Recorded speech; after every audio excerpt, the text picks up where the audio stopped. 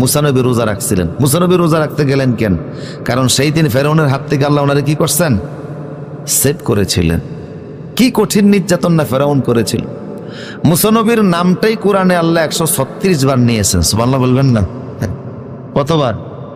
কোরআনে জায়গায় জায়গায় বিভিন্ন সূরার ভিতরে আল্লাহ পাক ওনার কথাগুলি বলছেন। এত আলোচনা কেন আসলো? আর ফেরাউনের মৃত্যুটা নিয়ে এত আলোচনা কেন? কারণ হলো তারে আল্লাহ দৃষ্টান্তমূলক শাস্তি দিয়েছিলেন। এমন কঠিন শাস্তি, সুনির্ধারিত শাস্তি, ঐতিহাসিক শাস্তি, একসাথে এত লোকের মৃত্যু। ফেরাউনের সাথে ওই সময় বাহিনী ছিল 80,000। কত হাজার? 80,000 গোরসোয়ার বাহিনী ছিল। সবগুলি লোকসহ সে মৃত্যুবরণ করছে লোহিত সাগরে। এই যে একটা ঐতিহাসিক ঘটনা, এটা যেন বিশ্বের ইসলাম সালাও, বাইবেলে, ত্রিপিটক, জেন্দাবেস্তা, অন্যান্য ধর্মগ্রন্থে আছে। সারা পৃথিবীর মানুষ যেন এখান থেকে শিক্ষা নেয়, যেন বারবার এই আলোচনা আসছে। ইযহাব ইলা ফিরআউনা ইন্নাহু তাগা।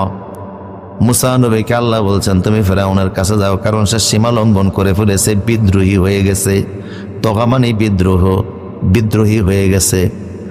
ফাকুল হাল্লাকা ইলা আন তাজাক্কা, তুমি তাকে গিয়ে বলো হে ফেরাউন তুমি কি ভালো হতে চাও?